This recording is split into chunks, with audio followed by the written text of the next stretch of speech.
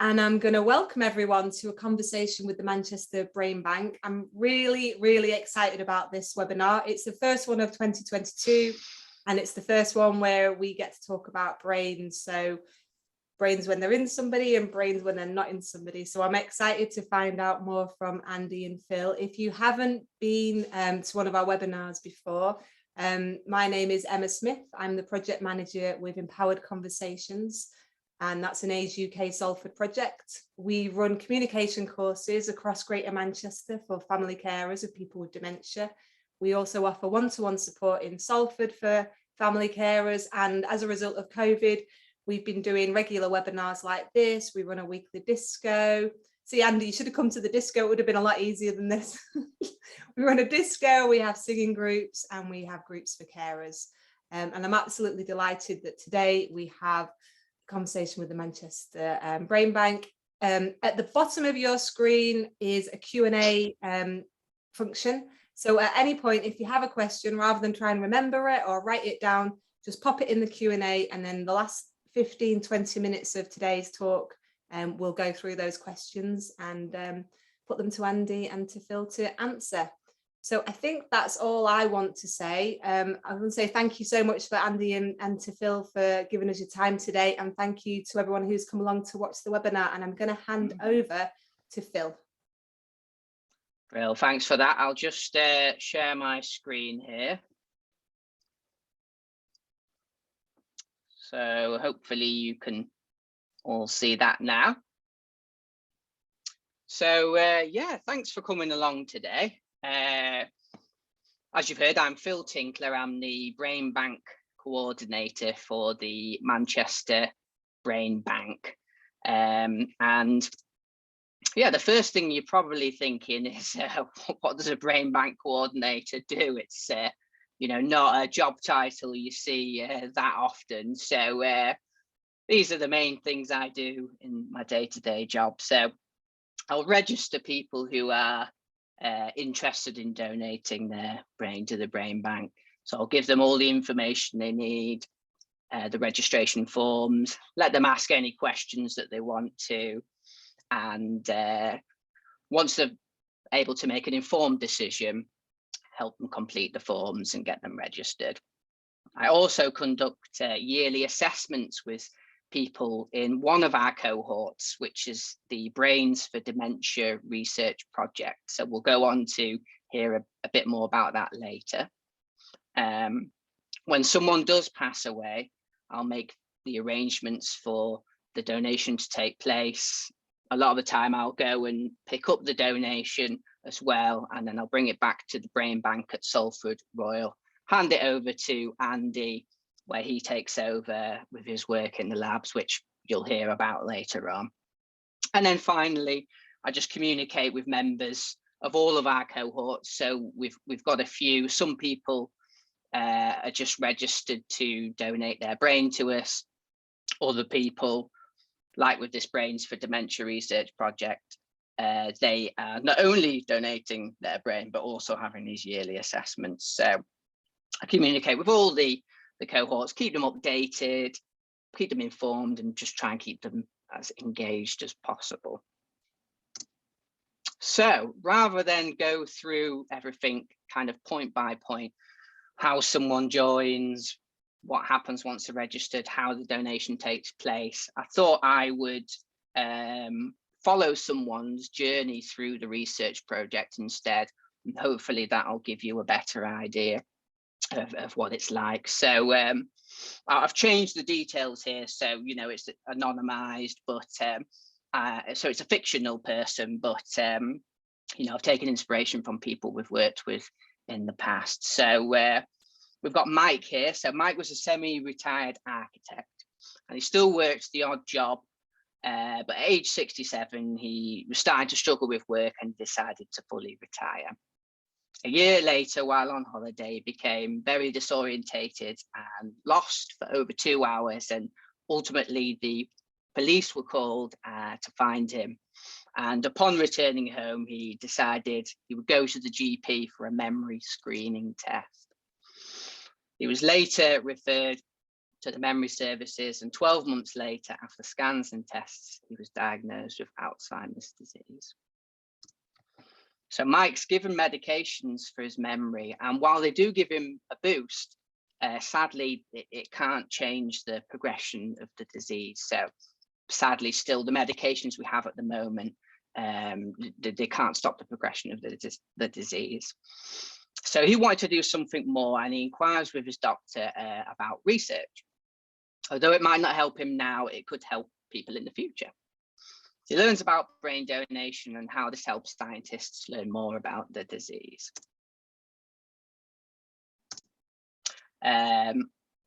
Skipped one. Mike speaks with his family about his intentions to register as a brain donor, and after some discussion, they agree to support his decision.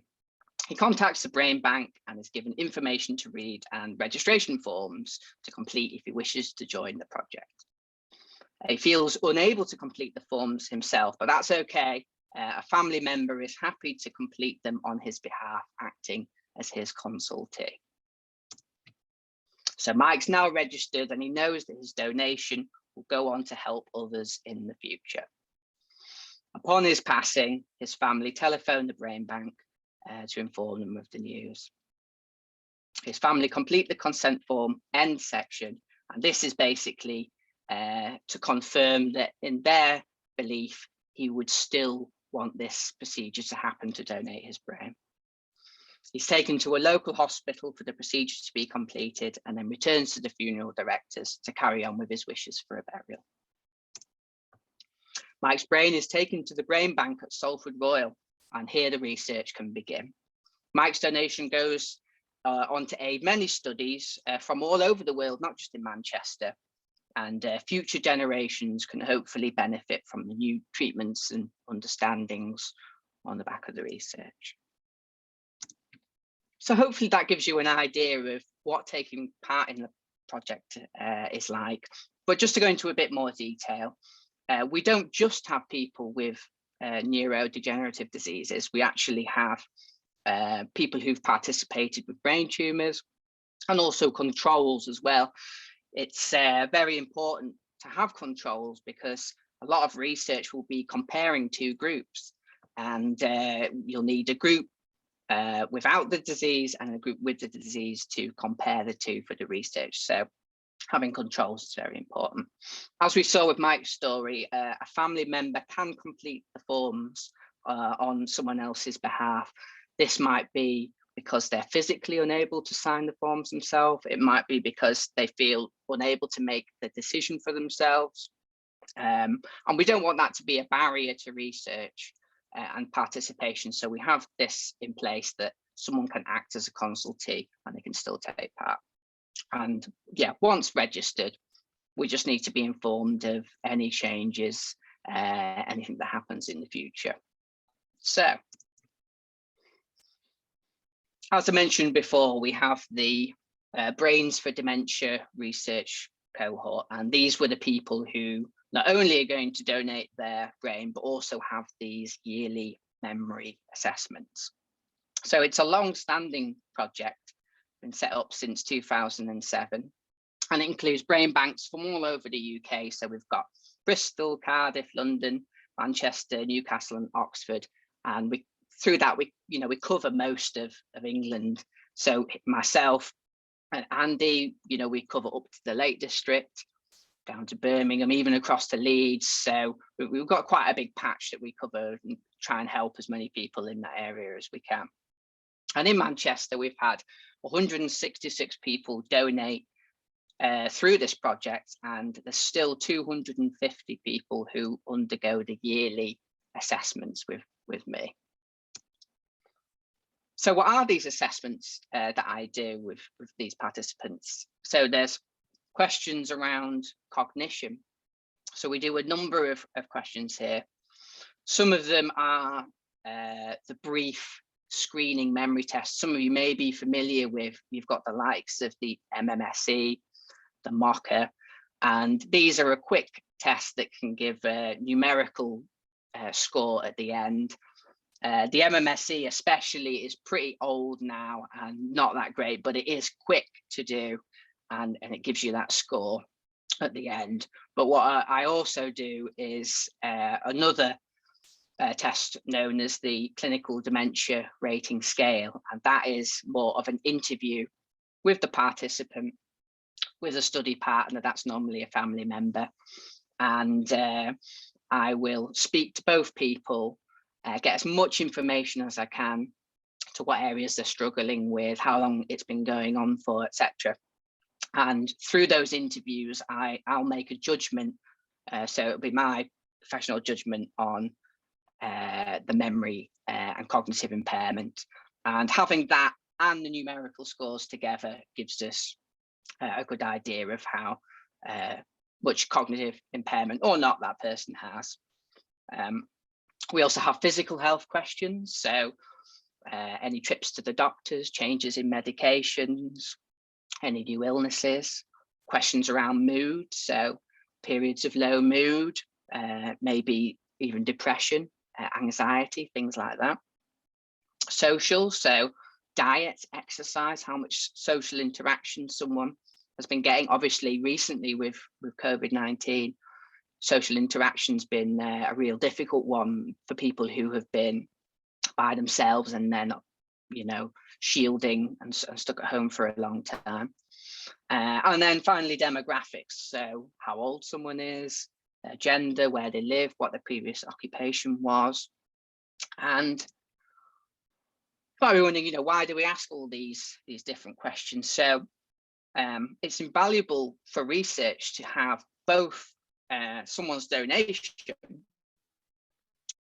when they pass away and information when they were alive. I'll give you an example of this. So there's been research around things like environmental risk factors on dementia, diet, things like that. So having that information from when someone was alive, take one example, maybe they were in a job through their life which exposed them to a lot of air pollution, which is, you know, research has been done into this and the effects on dementia. Knowing that and then having their brain donation at the end is fantastic for research, you know, really enables us to look into things like that. And also for people who want to be a bit more involved, it gives you a chance to get a bit of feedback and to do something every year with the project rather than just sign up and then not do anything else until the donation takes part. So I thought I'd go into a bit more detail on what exactly do we mean by cognition, at least in regards to our research. So when you speak to a general member of the public about dementia, most people usually think of memory and they think forgetfulness, forgetting things, but there's a whole load of extra things that I'm sure many of you have a lot of experience with, like word finding, behavior, things like that that can be affected, not just memory. So I'll go into a bit of detail on the different questions I'll ask as part of the research and the kind of questions that I ask, you know, some examples as well. So firstly, we have visual spatial, so drawing and sequencing. And here we have an example of drawing a clock face and then setting the time on the clock face. Memory, which I've already touched on, the one that people normally associate with dementia. So recalling a list of words and then doing so again after a delay, after you've been asked other questions and distracted. So we've got an example here of 5 words I would ask, and then repeat them back to me. And then after a delay, repeat them again. Attention, so repeating a sequence of numbers. So we've got the example here of 5 numbers to repeat back to me. Language, so word finding and sentence construction, another area that can be affected by dementia. And the example here that I ask is, how many words can you say that begin with the letter F in 1 minute? So I've tried all these myself in the past, and I find this one especially difficult because you get to about 5 or 6 words and then your mind just goes blank and you're kind of looking around the room, you know, for inspiration, anything else you can think of with the letter F. So it's harder than you think, that one. Problem solving. So similarities and differences between two things, a situation to think about, and how would you would resolve that, or some maths questions. So the example here, what's the difference between telling a lie and making a mistake? So something we all know, but try putting that into a sentence. It's actually harder than you think to do. And finally, orientation. So the time, the date, the place, can be difficult questions, especially the date. You know, if I go on holiday for longer than a week, I don't know the date that goes out of the window. So we have a bit of leeway with that, where plus or minus a day, because it's a difficult one, even if your memory isn't impaired, to answer. An example I've got here is, what county are we in, which can be a bit contentious in Manchester, because we're part of Greater Manchester now, but previously it was Lancashire or Cheshire. So we accept both answers for that. Avoid any arguments there, because obviously some people consider themselves still in Cheshire, not Greater Manchester. So yeah, both accepted there. So why is this all important to know different parts of cognition? And it's because people are affected in different ways.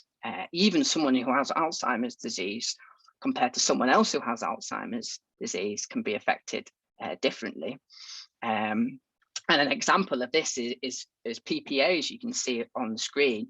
It's usually the language that's affected first there, rather than memory. And that's so important, because when someone does donate to us, and Andy writes the report at the end, he will look at all this information that someone has provided through the project.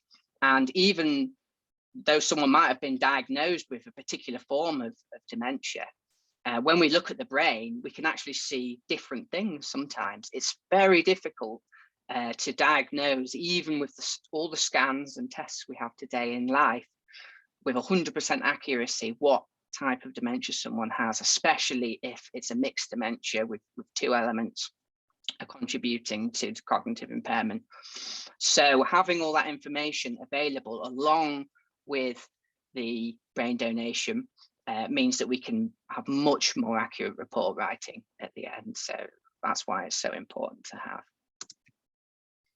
So finally, I thought I would just finish with what exactly does happen when someone donates with us. So I've mentioned about me making arrangements for a person when they pass away to donate their brain, but these are the kind of the detailed steps, so you know exactly what would happen. So the first and most important thing is just someone lets the team know that that donor has passed away. It might be a family member, it might be a GP, might be a hospital or a funeral directors. It doesn't matter who, as long as we're told, I can then get in touch with the family and start to go through these next steps that we need to do to make the donation happen. So we need 2 pieces of documentation first. The first one I've already alluded to, which is the section of the consent form at the end, which the family will sign to say they still think that the donation should go ahead, and that person, now they have passed away, would still want this to happen. And the other is known as the green forms, which is a certificate that's issued after someone's death has been registered. And it's basically a certificate to say that they can move on now to have a cremation, a burial, however their wishes were. And we need both of those in place before the procedure can continue. After this, one of 2 things will happen. So firstly, if someone has passed away in hospital, seeing as they're already at a medical facility, I will arrange for the donation to take place there. And after it's done, things will just carry on as per their arrangements. The other thing is, if someone passes away at home, in a care home or hospice maybe, they will usually go to funeral directors afterwards. And in that case, I would arrange for them to be taken from the funeral directors to a local hospital, back to the funeral directors for things to carry on as normal. So they're the two things that can happen. After the procedure is done, as I've said before, I'll usually go and pick it up myself, bring it back to Andy at the brain bank at Salford Royal, and the research can begin. We usually have 7 days to try and get everything arranged, getting the death registered and forms signed. It can take a couple of days to start with, and especially recently with the NHS having the staffing issues because of COVID, it's been quite difficult to get the 7-day target, but we've done our best to be as flexible as we can and get every donation that we can through into the brain bank. So we've had a few challenges recently, but we've been doing our best to overcome them. So yeah, thank you so much for listening to me, and you know, if you have any questions, do pop them in the chat, the Q&A section, and yeah, I think we're going to answer them all at the end. So I'll hand over now to Andy, who's going to talk about what happens with the donations, you know, once they get into the brain bank itself. So thanks again. So that's going to be a tough act to follow, that one, Phil, I think. I shall do my best. Oh, thank you. You'll be fine, yeah. I'll just share my screen once Phil's stopped sharing. Press the right button, there we go. Brilliant. Let's see if I can get it going. Yeah.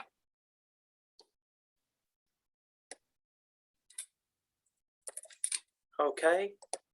Can everybody see that all right? Yeah?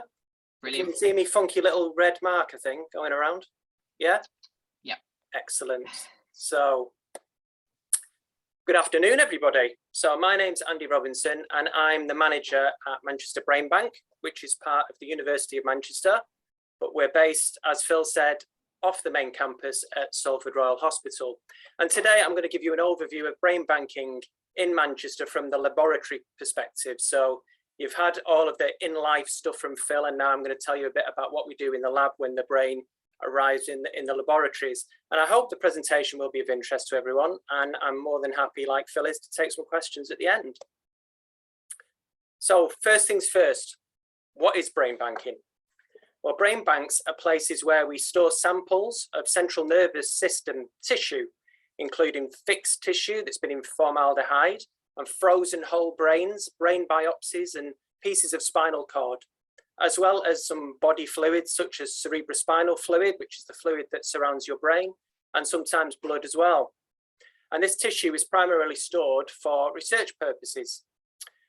The UK Brain Bank Network, which is shown on the left here, is comprised of 10 brain banks, and together we store tissue from over 10,000 brains. So there's a lot of donations out there.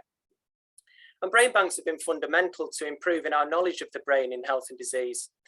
At a time when there's so many open questions in neuroscience and the incidence of brain diseases continues to increase in parallel with the aging population, brain banking really does remain at the heart of brain research.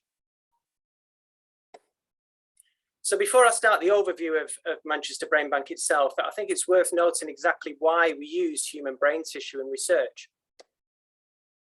So firstly, we need to confirm the clinical diagnosis.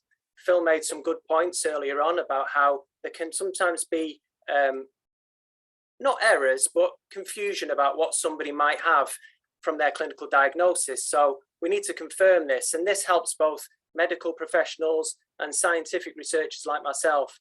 And dementing disorders can often mimic one another, which sometimes makes it difficult to confirm this clinical diagnosis. Therefore, it's really important to have gold standard neuropathological diagnosis before conducting the research on the human brain tissue. We also need to characterize any tissue changes that are responsible for or at least associated with the disease in question. And it's important to provide basic information upon which scientific researchers can base model systems such as cell culture systems.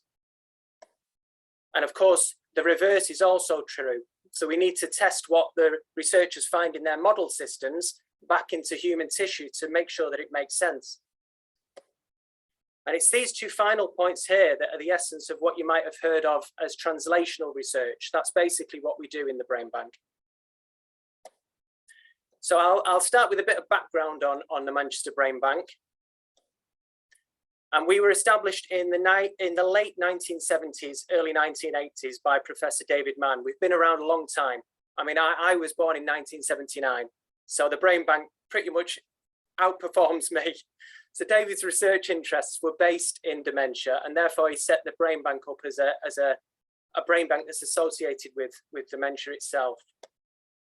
As I mentioned at the beginning, we are located at the Salford Royal Hospital within the Clinical Sciences building.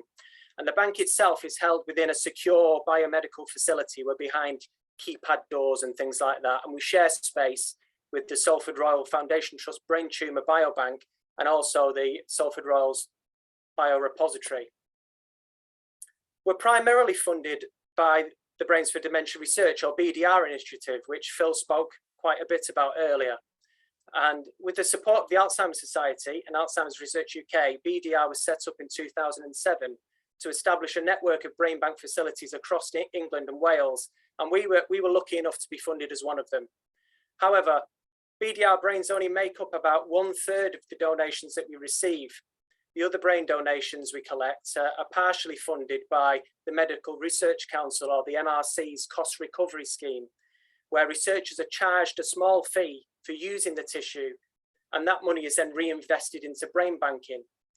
These tariffs only recoup around 50% of the costs of a brain donation, though, so we really do work on a shoestring budget. During his 40+ years at the University of Manchester, David and the Brain Bank had many successful collaborations and made some significant research breakthroughs.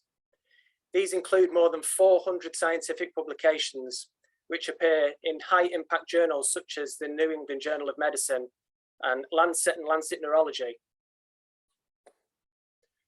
Other successes include international collaborations, which led to the discovery of the 3 major genes which cause frontotemporal dementia, or FTD. That was MAPT in 1998, progranulin in 2006, C9orf72 in 2011. And the Brain Bank was also involved in the creation and validation of the clinical and pathological criteria for FTD in collaboration with the University Hospital in Lund, Sweden, and with the Cerebral Function Unit here at Salford Royal. We work quite closely with the Cerebral Function Unit.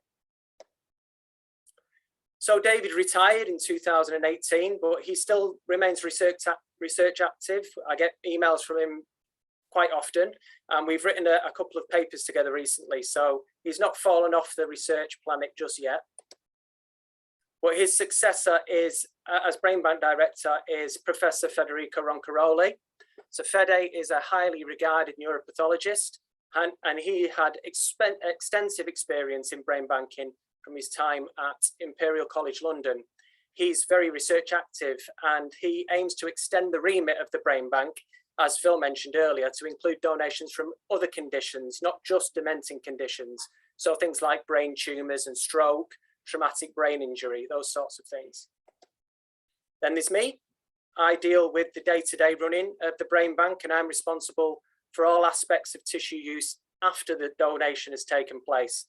So this includes everything from dissection to diagnostic workup. I'm also involved in sorting out requests for tissue from external organisations. I'll tell you a little bit about that later. I'm also research active, so I use tissue from the Brain Bank for my own particular research interests. Our Brain Bank coordinator, you met him 5 minutes ago, is Phil. He spoke earlier. Primarily, he deals with the living by consenting the individuals, conducting the yearly assessments, liaising with families after the death of the donor to aid with the donation, etc., etc. Very important job. And then we have the technical support team, which includes James, who started in January 2019, and he's funded by BDR. And we also have Yvonne, who's a part-time tech, and she's funded by the University of Manchester.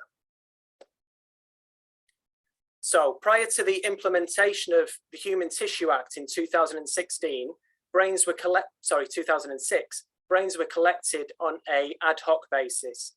But since then, donations to the brain bank have come in via 3 real donation streams: the Cerebral Function Unit, or CFU, BDR, which Phil spoke about earlier, and the University of Manchester Longitudinal Aging Study. So donations via the CFU are usually from individuals with frontotemporal dementia or another neurodegenerative disease. And these people have a full clinical workup from the team of neurologists and neuropsychologists that are in the CFU. BDR cases, as Phil mentioned, have been followed and assessed on an annual or biannual basis. And thus we have lots of in-life data available from these people. We get a mixture of brain donations from this source. Some people have had dementia in life or have been cognitively impaired, whereas others have died without any dementia or any cognitive impairment. And both groups are important to the research community. The University of Manchester Longitudinal Study of Cognition in Normal Healthy Old Age. Now that is a mouthful, which is why I've shortened it on the slide there. That started again in the early 1980s. Individuals are followed very much like BDR, but with different types of testing throughout their life. And a small proportion of them, around 5%, chose to donate their brain after their death. And this is a really special resource that's unique to the brain bank. And this is the resource that I use primarily for my own research. Just have a quick drink, 1 second. So as I mentioned earlier, we also have a number of donations that were collected on this ad hoc basis that are not really attached to any particular clinic or project, but they're still very important additions to the brain bank, and they're used all the time in research.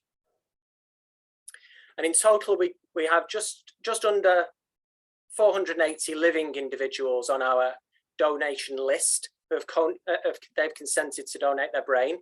Of these, the majority are currently cognitively healthy, but it's thought that some of these people will unfortunately end up with some sort of brain disease or disorder as their life progresses. So we don't know what we're going to end up with at the end of the day. So this slide shows you basically what sorts of diseases we have in the brain bank. We currently hold tissue from over 1,000 brain donations. And as you can see from the chart, we hold donations from people who died from a variety of different diseases. Alzheimer's disease is the most commonly represented, which kind of makes sense because it's the most common form of dementia. And as I said earlier, the brain bank here is well known for its work on FTD. So we hold probably the largest number of FTD cases in the country. In the others category, we also hold a few cases with rarer disorders like multiple system atrophy, things like that. And I think here it might be worthwhile to just take a quick diversion for a moment to discuss the 4 main types of dementia in a bit more detail. So I'm sure this audience is familiar with the signs and symptoms of these diseases. So I'm going to focus in on the junk proteins which cause each disorder. So Alzheimer's disease typically has an age of onset of around mid-60s, but can occur earlier in rarer cases. The symptoms can include, of course, the memory problems, wandering, getting lost, repeating questions, problems recognizing familiar people, and impulsive behavior. So the junk proteins which cause Alzheimer's disease are called amyloid and tau. And amyloid forms plaques which then form in between the brain cells or the neurons, and that disrupts the cell's function. And tau can tangle itself up and form something called neurofibrillary tangles inside the neurons, which can block the cell's transport system.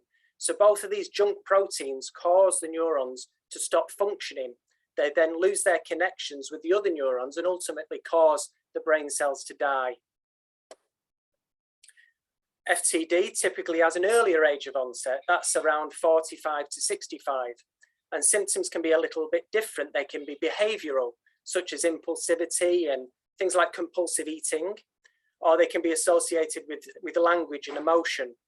And the pathology of FTD is incredibly complex and can involve different junk proteins like tau, which is also involved in Alzheimer's disease, or another junk protein called TDP43. And TDP43 usually lives within the nucleus of each cell. You might remember nucleuses and cytoplasm from back in the biology days at school. However, in FTD, it moves from the nucleus into the surrounding cytoplasm and causes the cell to stop functioning properly. An interesting fact about FTD is that it also plays a part in motor neuron disease. And in about 15% of cases, frontotemporal dementia and motor neuron disease can occur at the same time in the same person.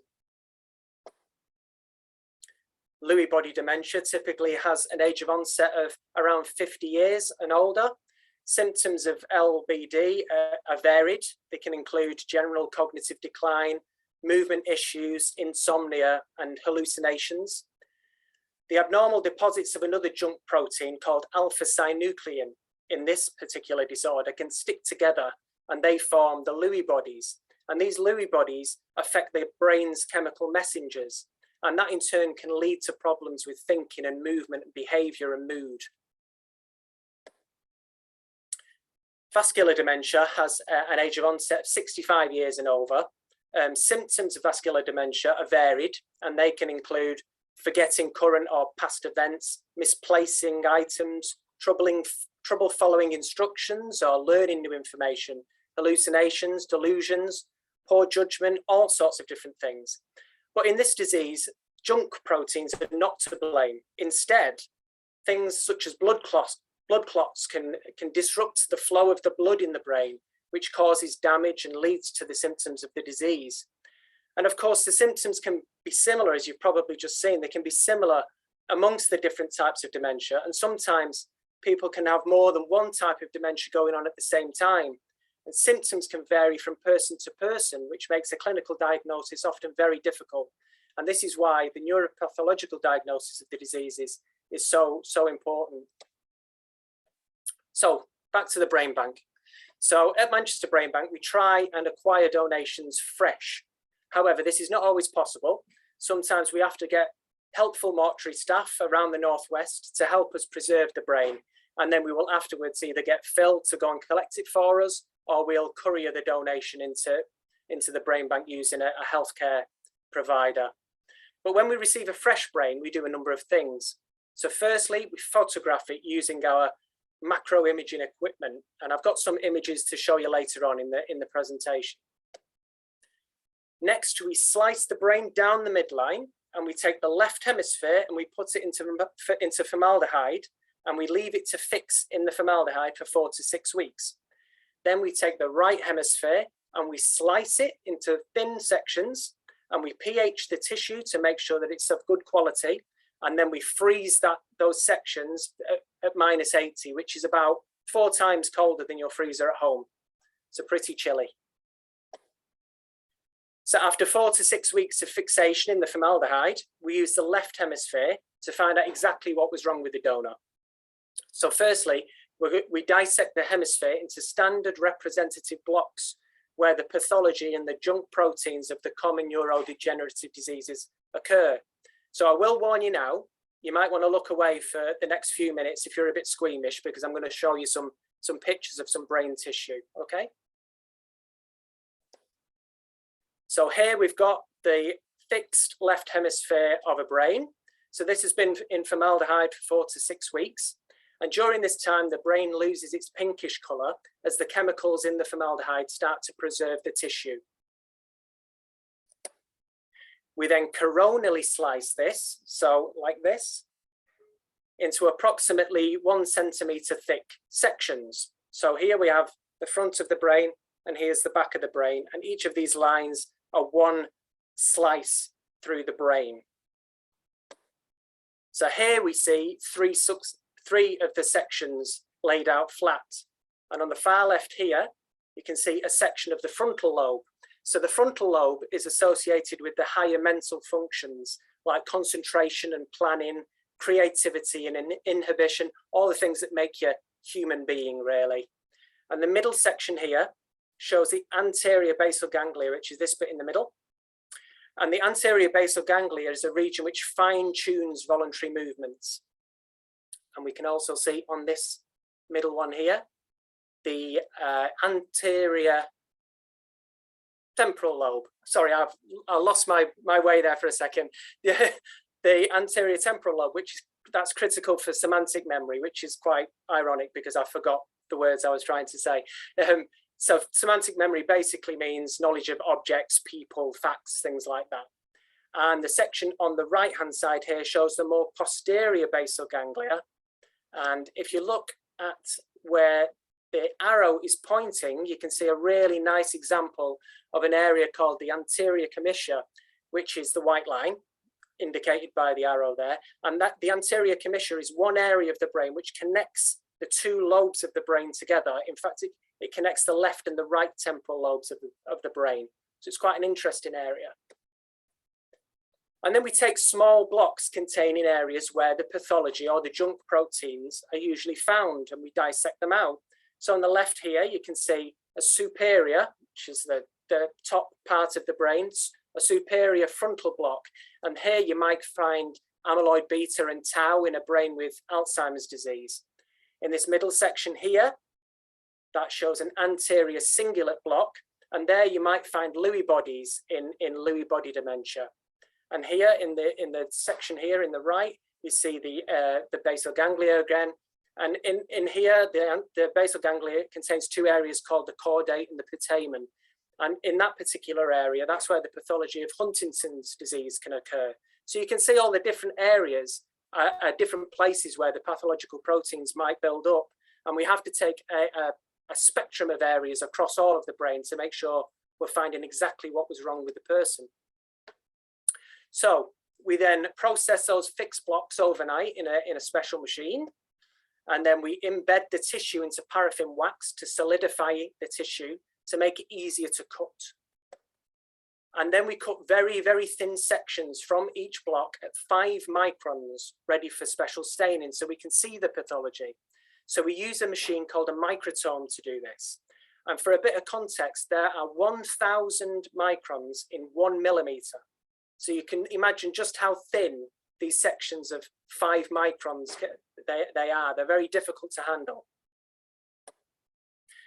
So here is a section that's been stained with hematoxylin and eosin. And the first step in diagnosis is this particular HE staining for primary review. So all the pink you can see here is showing the cytoplasm of the cells, and the little dark dots in each of the little dark dots you can see are each of the cells' nucleuses.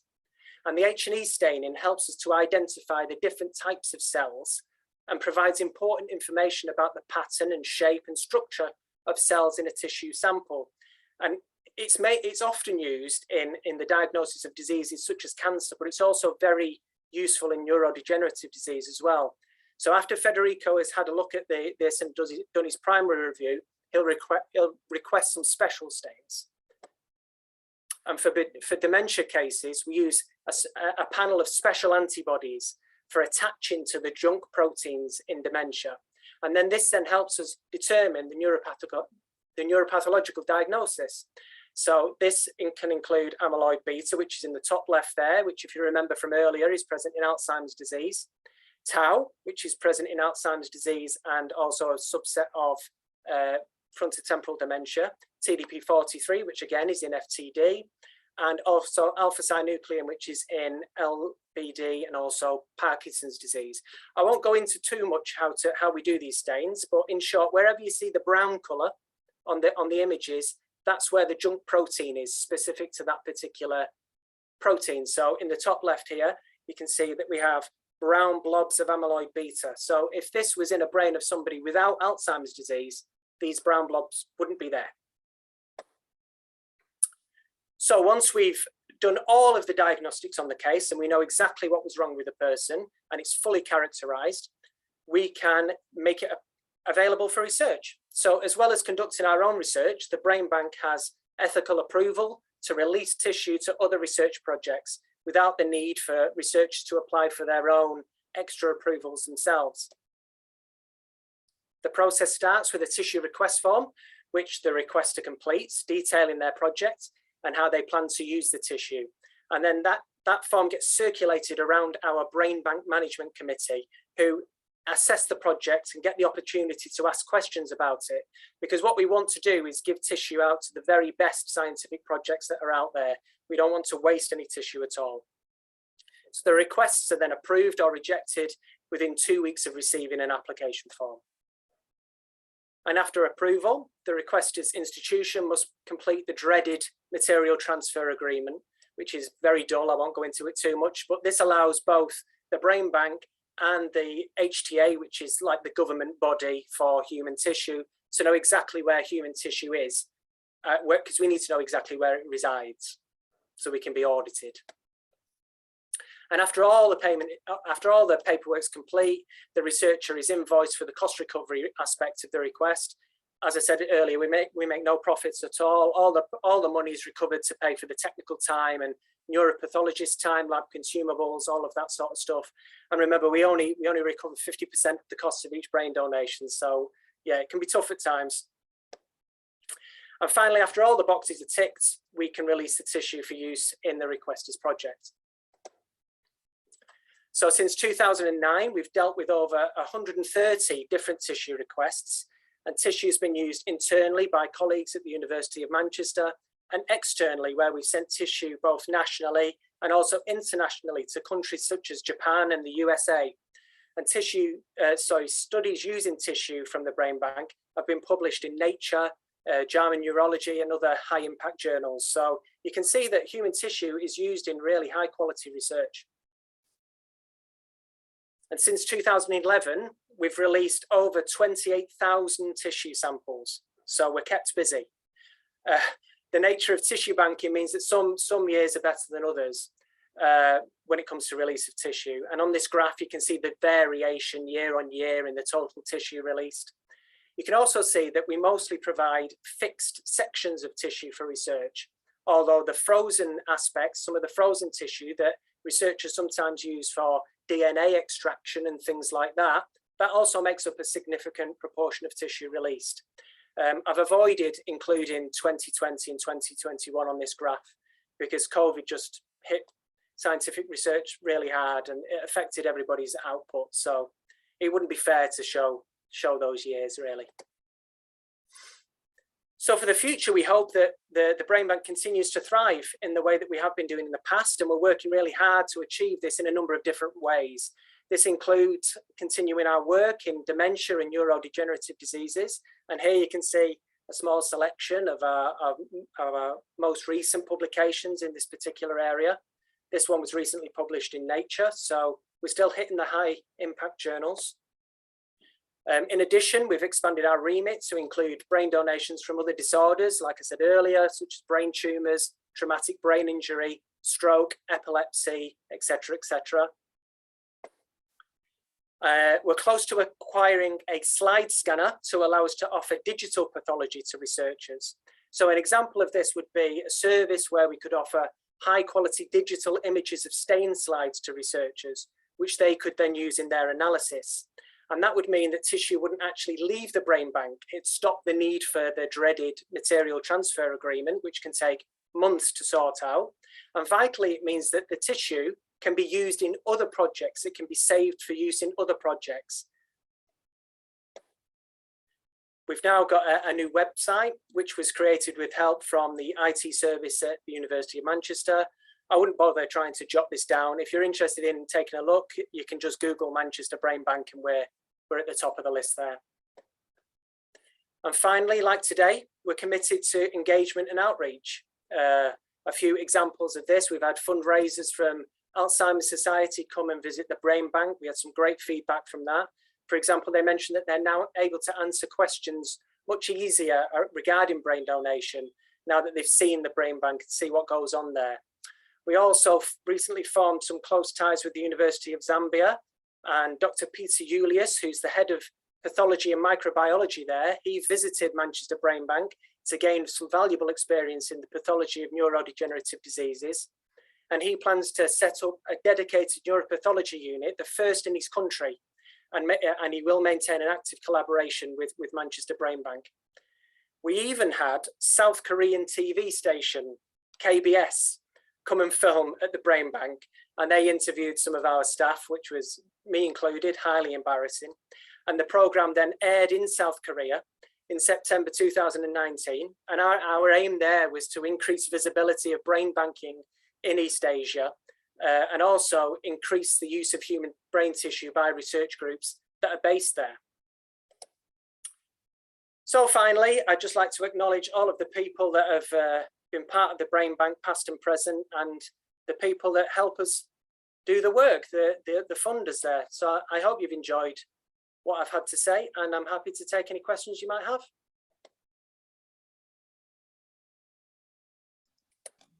That was absolutely fascinating. Thank you so much, Andy. Thank you, Phil. Okay, question from Jeff. How long do stored brains last, and what happens, sorry, dropped off.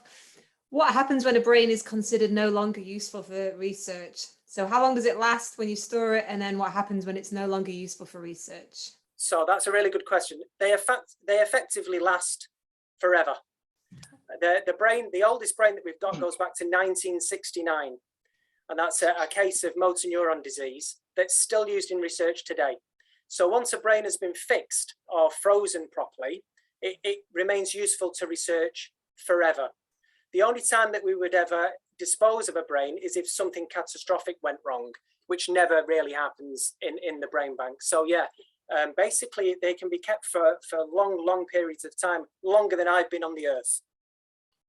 I mean, that is a very long time. Thank you for that. I think this question might be for Phil. So this is from Sylvia. So my husband and I have already donated our bodies for body donation, and that was before my husband was diagnosed with dementia. Before I saw this, I was going to ask about brain donation, then carry on to body donation. So Phil, in that situation, so they've already signed up for their bodies to go for donation. What's the score with getting their brains signed up for donation to the brain bank? Yeah, we've had a few people in a similar situation before, and as far as my experience has been with the universities they were signed up to donate their body to, they will usually only accept the whole body. So if you had your brain removed, they wouldn't then accept your body afterwards. So usually you have to choose between one or the other, sadly. That's been my experience, at least, with the people who've been in a similar situation. I guess there might be some universities maybe who would be happy for that, but certainly every time that's happened so far, it's been a case of one or the other, sadly. Thank you for that, Phil. And thank you for that question, Sylvia. Jeff came back with a comment. Will you ever run out of space? Well, the answer to that is yes. So what we have to do is be very careful about the number of brains that we can take in each year. So we have the capacity to take about 50 donations a year.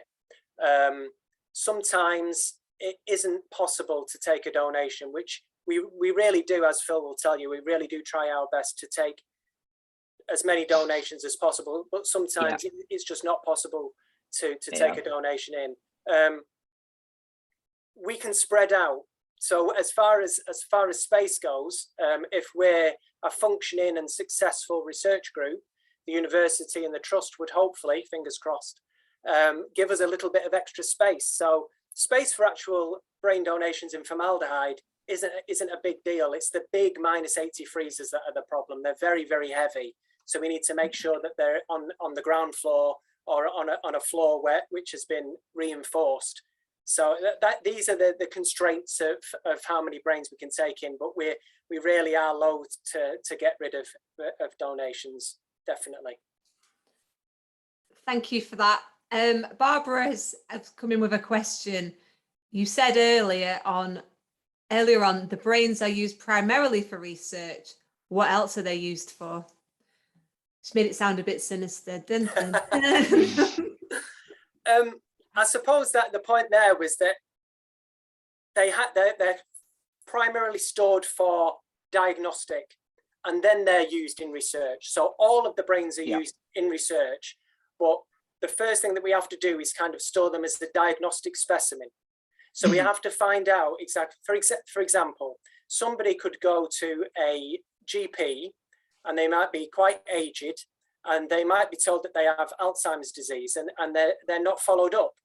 So what happens there then is that they choose to donate their brain to us, and we get a generic Alzheimer's disease diagnosis.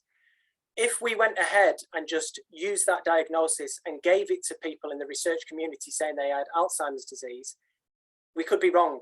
So we have to make sure that it's used in diagnostics first to ensure that the person definitely had that, because we've had some surprises in the past where people have been told that they've had a particular disorder and it turns out they've had something else.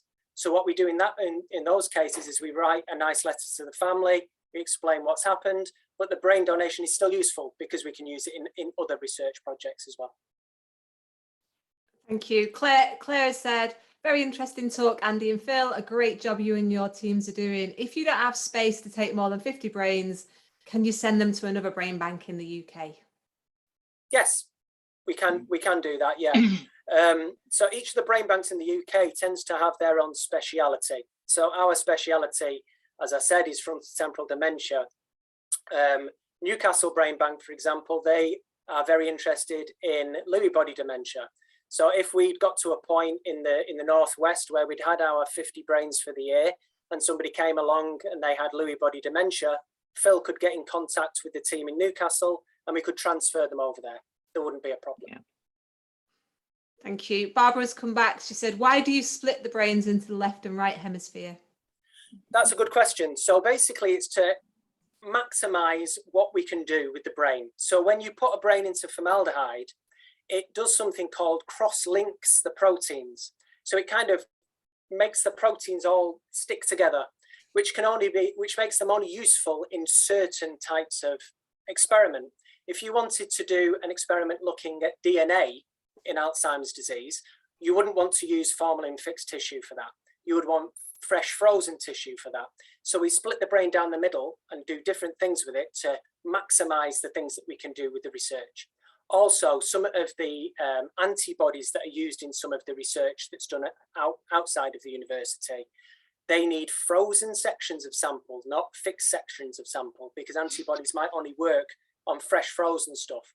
So we just have to make sure that donating your brain is a big step. It's a big deal. So we want to make sure that we are using that brain in as many different projects as possible to try and get to the bottom of these horrible diseases that are causing these dementias. Thank you, Andy.